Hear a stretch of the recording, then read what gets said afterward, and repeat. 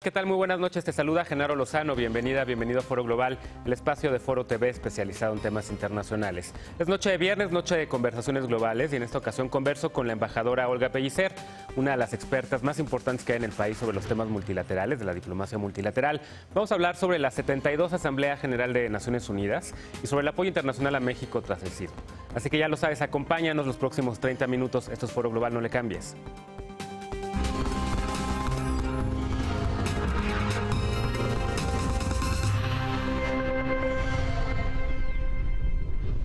Gracias por acompañarnos esta noche en Foro Global. Como te comentaba, me acompaña en esta ocasión la embajadora Olga Pellicer. Ella es diplomática mexicana y académica del ITAM. Ha sido embajadora de México en Austria, Grecia y en Ginebra, donde se ubica la sede alterna de Naciones Unidas.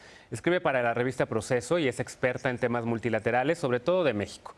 Olga, bienvenida de nueva cuenta a Foro Global. ¿Cómo estás? Muchas gracias. Buenas noches, Genaro. Buenas noches. Oye, han pasado muchas cosas desde la última vez que viniste acá. Me acuerdo que la última vez que viniste hablábamos sobre el proceso en el relevo de la Secretaría General con el secretario Guterres, ahora al frente de Naciones Unidas. Toda la semana pasada la cobertura evidentemente ha sido en los medios de información por el sismo y se perdió en la cobertura un suceso muy importante, la Asamblea General de Naciones Unidas, y por eso te invité para que hablemos de estos temas que son muy importantes. Pero quisiera preguntarte primero, Olga, ¿por qué no nos explicas por qué es importante Naciones Unidas? ¿Por qué es importante la realización de este encuentro, que es el máximo encuentro diplomático en el mundo? Bueno, como tú sabes, la Asamblea General, la Asamblea que es uno de los órganos principales de Naciones Unidas. Tenemos que tomar en cuenta que también existe el Consejo de Seguridad, que es otro de los órganos especiales, también el Consejo Económico Social, también el Consejo de Derechos Humanos, etc. La Asamblea es el más importante porque es el más democrático.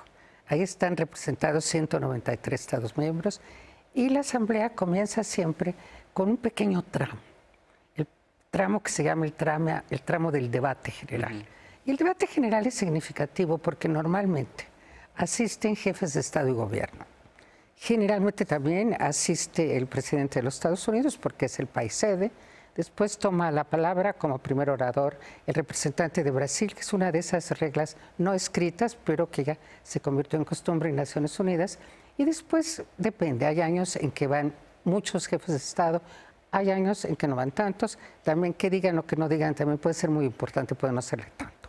Pero este año yo creo que había tres razones muy importantes para que esta asamblea se considerara una asamblea bastante especial. El primer motivo es que es la primera vez que participaba el nuevo secretario general, Antonio Guterres, del cual ya hablamos alguna vez, y es también la primera asamblea general en que participaba el presidente Trump. Y como sabes, Trump es una personalidad altamente polémica, era muy esperado ver qué es lo que iba a decir. En segundo lugar, creo que pocas veces habíamos estado en un momento tan tenso de las relaciones políticas internacionales. Y eso debido principalmente a que ha reaparecido lo que durante la época de la Guerra Fría se vio como un problema del que había que estar muy alertas y saber qué podía pasar, que es la posibilidad de un enfrentamiento con bombas nucleares. Y esto ha creado una gran tensión política internacional y por lo tanto se esperaba, como de hecho ocurrió ya en el debate general, que uno de los temas principales que surgiera era la posición de diversos países frente al tema de Corea del Norte. Creo que una tercera razón por la que esta Asamblea General es vista como un momento muy clave en la situación internacional es el tema de los desastres naturales. Como sabes, hemos tenido un año muy malo en términos de desastres naturales, en ocasiones debido a huracanes principalmente. Los huracanes, eso me lo han explicado bien, son fenómenos que han existido siempre y que cuesta mucho trabajo pronosticar cuándo van a ocurrir, qué tan fuertes van a ser. Pero lo que sí se puede afirmar es que la intensidad de esos huracanes, por ejemplo, la intensidad de los días de lluvia, tiene que ver con el cambio climático. Entonces, el tema del cambio climático se está resintiendo ya de una manera muy notable. Se sabe que esta es una asamblea en la que se va a abordar el tema del cambio climático y por lo tanto eso la hacía una asamblea bastante especial. Y luego yo creo que hay una tercera razón, que para mí sería la del tema del terrorismo. Sí. La amplitud que ha tomado el terrorismo, todos los ataques terroristas, el último lo sabes, muy espectacular. Sí, el de Cataluña, que fue fuerte. El de Cataluña, el de Barcelona. Sí. Y todo esto crea un momento de gran tensión. Yo creo que el mundo está crispado, el mundo está asustado, todos estamos preocupados, todos tenemos incertidumbre sobre lo que viene. Y estos 4 temas que te estaba enumerando, la presencia de Trump, la situación de Corea del Norte, la situación de los desastres naturales y el impacto del cambio climático y el terrorismo, eran suficientes para que se espere el debate general como una ocasión muy importante. Sí. A ver, con esta guía que nos acabas de ofrecer, tú has formado a una generación, a muchas generaciones de diplomáticos mexicanos y a muchos internacionalistas en estos temas, y evidentemente ahí está la razón, tu magistral exposición de los temas de Naciones Unidas en este momento. Pero a ver, hablas primero sobre el secretario general, y creo que debemos empezar por él, porque es la primera Asamblea General que le toca a él después de un proceso de selección. No hubo algunas críticas, porque se esperaba que fuese una mujer, acabó siendo él, pero él llega con este compromiso de paridad y nombra a casi todos los compañeros en su burocracia y, digamos, los puestos altos casi paritarios, ¿no? Ha dejado muy buena impresión y a él le ha preocupado mucho el tema de la reforma de Naciones Unidas. Es su tema, ¿no? La reforma desde diversos puntos de vista. Hay ciertas reformas que en realidad la voz del secretario general no es la determinante. ¿De qué reforma? Estoy pensando en la reforma, por ejemplo, del Consejo de Seguridad. Ahí no es el secretario general el que va a tener la última palabra, lo sabemos, creo que ya lo hemos platicado. La reforma del Consejo de Seguridad tiene que ver, ante todo, con cuál es la voluntad política que pueden tener los 5 miembros permanentes del Consejo de Seguridad.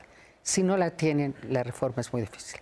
Pero el secretario general sí tiene mucha influencia en todo lo que tiene que ver con la parte logística, con el funcionamiento día a día del enorme secretariado de las Naciones Unidas. Existe la impresión de que es un secretariado que se ha convertido en una inercia burocrática que dificulta a veces una acción más rápida por parte de Naciones Unidas debido a esa forma tan burocrática de trabajar. Entonces, uno de los temas que se va a tratar es cómo hacer que las Naciones Unidas, en primer lugar, pueda reducir costos, lo cual siempre es muy difícil. Siempre hay esta queja de que es onerosa, de que son puros cócteles diplomáticos. No es cierto, no es onerosa, pero esa es la idea. Tú trabajaste, por cierto, en la Misión de México, Yo ¿no? trabajé en la Misión de México y siempre el tema de el financiamiento de Naciones Unidas es un tema sobre el que hay enormes equivocaciones. La percepción de la opinión pública es que cuesta mucho, la realidad es que cuesta muy poco. Y le cuando faltan comparamos, por ejemplo, sobre cuál es el gasto militar de un país como los Estados Unidos o como China. No hay comparación entre lo que gastan en armarse con lo que gastan en buscar la paz. Sí. Son dos situaciones que realmente son enormemente contradictorias.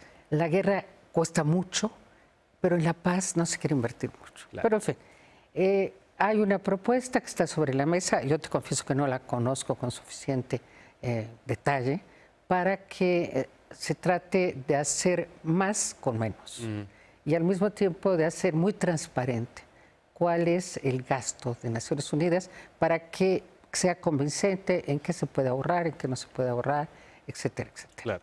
Antes de los desastres naturales que han ido ocurriendo a lo largo de este año, y por cierto aquí en Foro Global te hemos presentado varios trabajos sobre justamente cómo ha sido un año con muchísimos huracanes, 19 huracanes me parece, sismos, inundaciones y demás, pero antes de que pasaran todos estos desastres, uno de los temas pendientes con los que el secretario Ban Ki-moon se fue y le entregó al secretario Guterres fue la crisis migratoria, la crisis de migrantes en Europa, ¿no? Y el secretario Guterres creo que desde el día 1 dijo que esa iba a ser una de sus prioridades, ¿no? Con la ACNUR y demás. Y lo es. Lo es porque este año una de las actividades principales de la Asamblea General va a ser llegar a un documento con una serie de toma de posiciones frente al fenómeno de la migración.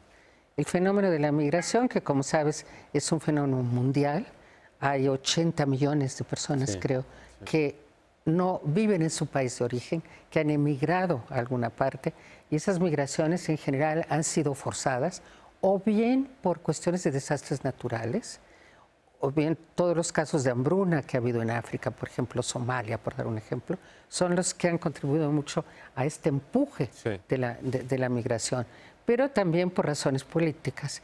Y bueno, en los últimos tiempos la situación de Siria, que es uno de los temas permanentes que no se resuelve, toda esta situación en el Medio Oriente con tantos años de luchas, ha propiciado una cantidad de movimientos migratorios muy impresionante. Entonces llegó Guterres a esta asamblea fortalecido, con liderazgo, con el convencimiento por parte de los Estados miembros de que fue una buena elección. Mira, yo creo que su elección fue bastante unánime en el sentido de que tiene el apoyo de los 5 miembros permanentes, que es lo que generalmente se busca. Claro. Pero hay, desde luego, viene lo inesperado, y lo inesperado es la elección de Trump. Sí. Y lo inesperado es la toma de posición de Trump, y lo inesperado es cuál es el comportamiento de uno de los países fundamentales para el orden internacional, para el financiamiento de las organizaciones internacionales, es los Estados Unidos. Claro. Y justo nos queda un par de minutos para este primer bloque y quería preguntarte sobre este huracán que ocurrió en Naciones Unidas con ese discurso de Donald Trump. Una primera impresión sobre este discurso de Trump, que en varios medios dijeron un discurso ultranacionalista, que no se había escuchado jamás algo así en Naciones Unidas. Bueno, yo te voy a decir, para mí había como que 4 opiniones que... Una primera es la gran inconsistencia conceptual que tiene Trump, lo cual no es extraño, no es una gente con una argumentación lógica muy clara. Entonces, él llevó, por ejemplo, se ha señalado mucho que 21 veces se refirió al término de soberanía, Sí. pero utilizándola siempre de una manera muy equívoca, de manera que tú no acertabas a dilucidar, ahora leyendo el texto tampoco lo logro dilucidar, exactamente por qué esa insistencia en la soberanía. Pero yo lo que advierto es una cierta vinculación entre su insistencia en la soberanía y su insistencia en America First, es decir, primero nosotros. Y entonces él le recomienda a todos los países que primero ellos. Es decir, que es un discurso abiertamente contradictorio en un espacio en donde de lo que se trata es que no sean los estados individuales, sino la acción colegiada, la acción conjunta. Tú estás ahí para ver cómo se puede cooperar, pero si lo que llegas es a insistir en que los intereses y la soberanía de cada país es lo que va por delante, entonces sí creas allí una cierta confusión. Claro. El segundo punto que a mí me pareció destacado es la notable agresividad. Es decir, llegar al lugar en donde se busca la paz, a amenazar con guerra, pues también es muy contradictorio. Y él se refirió con una enorme agresividad a los 2 casos, a un caso muy difícil y un caso que parecía que ya estaba resuelto. El muy difícil es Corea del Norte, porque el comportamiento de Corea del Norte es también de una gran agresividad. Y entonces ahí sí se están encontrando 2 discursos muy agresivos. Hipermasculinos, dirían algunos, ¿no? Terrible. De machismo tóxico incluso. Sí, pero el segundo tema que él introdujo con bastante agresividad, y ahí me preocupa mucho, te voy a explicar por qué, es el tema de Irán. Y el tema de Irán es muy inquietante porque el tema de Irán ya fue decidido en el Consejo de Seguridad por una resolución unánime. Hubo 2 años de negociaciones entre 6 países para llegar a un acuerdo largo, complejo, para detener el programa nuclear de Irán. Entonces, que de repente uno de los signatarios llegue y fije su unilateral posición, la de él, sin tomar en cuenta que es resultado de una acción colegiada, para decidir colocar a Irán como un Estado agresor, como se refirió a él en términos muy denigrantes, y asegurando que ese acuerdo del que Estados Unidos formó parte es algo así como un embarrassment, algo embarazoso para los Estados Unidos. Una vergüenza. Entonces, esa agresividad y esa falta, voy al tercer elemento que me parece Déjame hacer una importante. pausa rapidísimo. Me quedo ahorita por lo pronto con esto que dijiste que me parece muy, muy certero. El hombre que dirige al país más poderoso del mundo llega al lugar en donde se construye la paz amenazando con destrucción total a otro país. Déjame hacer una pausa muy rápido, y se refería a Corea del Norte, por supuesto. Déjame hacer una pausa muy rápido, regresando, retomamos esta conversación de viernes con la embajadora Olga Pellicer. No te vayas, esto es Foro Global y regresamos después de la pausa.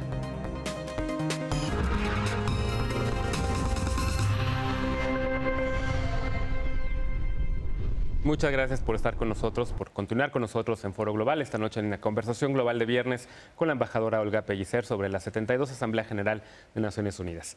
Olga, te interrumpí porque teníamos que ir a la pausa, pero estabas por hablar sobre un tercer punto en referencia al discurso de Trump. Bueno, hay varios, pero si quieres vamos a ese que sí me parece muy importante. Si tú llegas a Naciones Unidas para decir que vas a desconocer un acuerdo del Consejo de Seguridad, estás diciendo algo grave, porque te colocas dentro de aquellos países que no han mantenido sus compromisos, que no han mantenido lo que es una obligación por parte de los Estados miembros, que es aceptar las decisiones que han sido tomadas. Máxime cuando Estados Unidos había desempeñado un papel tan importante. Es decir, lo que Trump nos está diciendo es que un cambio de gobierno puede suponer desconocer todo lo que hizo el anterior gobierno. Y eso como antecedente es muy grave. Y esa parte de su discurso a mí me dejó muy inquieta. Y bueno, abre otras cosas. La manera en que se refirió a la migración no fue exactamente una manera muy generosa. Lo que piensa, por lo que toca a los refugiados, etcétera, es que lo mejor es que se queden lo más cerca de sus lugares de origen.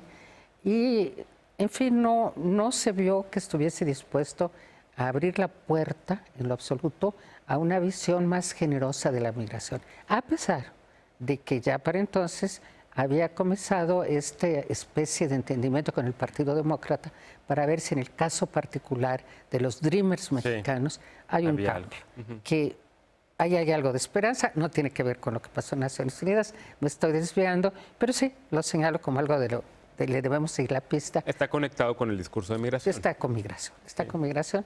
Pero, en fin, ¿qué vaya a resultar de la declaración sobre migración, que me imagino que va a ser una resolución bastante elaborada que sale de esta asamblea? Pues es uno de los temas a los que habrá que dar seguimiento y ver qué está pasando. Oye, ¿en qué tradición de las teorías de relaciones internacionales pondrías este discurso de Trump? ¿La teoría realista? Bueno, desde luego no es idealista. Desde luego entonces, no. Sí, sería dentro de la teoría realista. Sí. Pero yo diría algo más. Fíjate, a mí no me molesta tanto alguien que maneja la teoría realista, con la que yo no estaría de acuerdo en muchos puntos, pero que lo hace con una articulación lógica, convincente, para quien pueda o quiera creer en eso. Condoleezza Rice, por ejemplo, ¿no? Condoleezza Rice. Es una mujer muy inteligente, con la que no estaba de acuerdo en muchas cosas, pero cuyo razonamiento siempre seguía un orden lógico. Lo que es muy inquietante en el caso de Trump es la inconsistencia, la manera en que en alguna ocasión usa para ciertos fines los argumentos y en otras los usa para el fin exactamente contrario. Claro. Entonces te deja con una sensación de una enorme inseguridad e incertidumbre sobre hasta dónde ese discurso, por ejemplo, va a ser punto de partida para sus acciones. No lo sé. Claro. Hoy en contraste, el discurso de Emmanuel Macron, también primerizo, también es la primera vez que se dirigía como presidente de Francia a la Asamblea General de Naciones Unidas. Macron, muy bien, muy francés, ¿en qué sentido? En el sentido de un razonamiento extraordinariamente claro. Él fue citando ejemplos muy concretos de todos aquellos aspectos en lo que es urgente que haya cooperación internacional. Entonces se refirió incluso a casos, lo llevaba a los casos de las personas en particular, para hacer ver hasta dónde el futuro de esa persona, su vida misma, sus experiencias, el sufrimiento o la solución de su sufrimiento, tiene que ver con el trabajo de Naciones Unidas. Entonces, en ese sentido, me pareció muy interesante. Y después, evidentemente, abordó los grandes temas que los separan de Trump. El más importante es el que tiene que ver con cambio climático. Francia está muy comprometida con los acuerdos de París. Francia está dispuesta a trabajar con la Unión Europea de la manera más intensa posible para que sigan adelante las medidas en materia de reducción del calentamiento de la Tierra. En fin, ese es un tema en el que Macron va a desempeñar, él y la Unión Europea van a desempeñar, yo creo, un papel muy importante. Y también Macron no está de acuerdo, desde luego, con que se desconozca el acuerdo sobre Irán. Él se refirió a lo largo, lo minucioso, lo difícil que fue llegar a ese acuerdo y le parece que sería un error desconocerlo. Y otro tema en el que notablemente es también el caso de Corea del Norte. Él es partidario, condena desde luego los ensayos nucleares de Corea del Norte. En eso yo creo que no hay un solo país que los apoye, ni China, ni Rusia, ni Francia, ni Alemania, desde luego. Pero una cosa es condenar los ensayos nucleares. Una cosa es pronunciarse, como se pronuncia él, a favor de la desnuclearización de toda la península de Corea. Y otra cosa es amenazar con que voy a destruir mañana Corea del Norte. Claro. Eso, desde luego, es algo con lo que no estoy de acuerdo. Yo diría que de los discursos que oí el día de ayer y hoy un poco estuve también pendiente de algunos otros discursos, y creo que la opinión generalizada es desnuclearización de la península de Corea, pero nosotros sabemos que para llegar ahí hay que sentar en la mesa de negociaciones a Kim Jong. Claro, claro. Oye, esos fueron los dos discursos que generalmente se tomaron como contrastantes, ¿no? El polo de Donald Trump, que era un polo más nacionalista, más ver hacia adentro, y el polo de Emmanuel Macron, que era, como bien mencionabas, la cooperación internacional. Pero en medio de estos dos discursos hubo muchos otros. El del canciller Luis Videgaray, que asistió en representación del presidente Peña Nieto. Peña Nieto no asistió a esta Asamblea General por el sismo que ocurrió en la Ciudad de México. Pero el canciller Videgaray, ¿cómo lo viste, su mensaje? Y conectándolo también con la crisis de Corea del Norte, porque aquí expulsamos al embajador. Por lo que toca el discurso, fue un discurso muy bien hecho. Y te voy a decir lo que a mí me pareció desde el comienzo, que era una prosa, una narrativa de buen discurso. El que él empezó subrayando, poniendo por delante y exaltando la solidaridad internacional que ha recibido México. Una solidaridad que es un hecho y del cual todos nos sentimos muy agradecidos. Y entonces me gustó mucho ese comienzo, pero también me gustó mucho que también hubiera una exaltación de la solidaridad nacional. Es decir, de la manera en que los mexicanos han reaccionado, de la manera en que ha brotado este espíritu solidario de toda la ciudadanía, y que él lo dijera ahí, a mí me pareció también algo muy interesante, el que hubiera un reconocimiento. Imagínate el peligro de que únicamente se hubiera hablado de la acción del gobierno. Eso a mí me hubiera parecido que no era lo correcto, pero no, creo que hubo un muy buen reconocimiento de la solidaridad de la ciudadanía mexicana. El tema de Corea del Norte y la expulsión del embajador. No insistió, no puso el acento sobre eso, más bien puso el acento sobre la tradición de México a favor de la desnuclearización. Lo cual es muy cierto, es una vieja tradición de la política exterior mexicana. Yo, lo sabes porque lo he escrito, no coincidí mucho con la expulsión del embajador, y no coincidí por una razón que quiero dejar muy clara. La impresión generalizada es que es necesario negociar, y que es necesario negociar con el régimen de Kim Jong. Es decir, lo que no parece posible es que primero caiga el régimen de Kim Jong y luego negociar con lo que quede ahí. Eso es extraordinariamente riesgoso, creo yo. Entonces, a mí me parece que sin justificar, sí hay que entender que Corea del Norte es un interlocutor en una negociación. Claro. Y por ese motivo, a mí no estuve de acuerdo con... No hubo rompimiento de relaciones, eso quedó muy claro, la Cancillería lo explicó, pero sí hubo una declaración bastante agresiva de persona no grata, a la cual se le dan 72 horas para que salga, que yo encontré un poco inesperada. Debo decir que en este momento hay dos países que han procedido de la misma manera, que son Perú y España. No sé si alguien más los va a seguir. Y bueno, ya sería otra conversación. Entrar a cuál es el camino para dialogar sobre el problema de Corea del Norte, pero por lo que toca el discurso del canciller, yo realmente me sentí muy orgullosa de que se llevara a Naciones Unidas ese tipo de mensaje. Oye, nos quedan un par de minutos, pero hay otro tema también donde México estuvo muy activo en la diplomacia multilateral y que también se tocó ahí, no en la Asamblea General, Trump sí lo tocó, pero es el tema de Venezuela. La reunión de cancilleres latinoamericanos en paralelo a la Asamblea General para tratar el tema de Venezuela, la cena que tuvo Donald Trump también a inicios de la semana pasada con los presidentes de varias naciones latinoamericanas. ¿Cómo viste el tema de Venezuela? Mira, el tema de Venezuela, Genaro, creo que ya lo hemos platicado. Es un tema en el que yo, por una parte, no estoy muy de acuerdo con cuáles son los foros que se han utilizado para tratar de mediar.